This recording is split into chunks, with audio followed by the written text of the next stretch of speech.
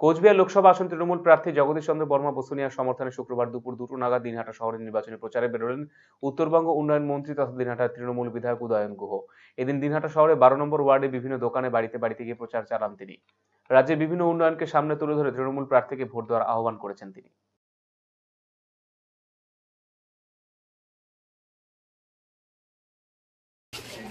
vote দেবেন জোড়া ভুলে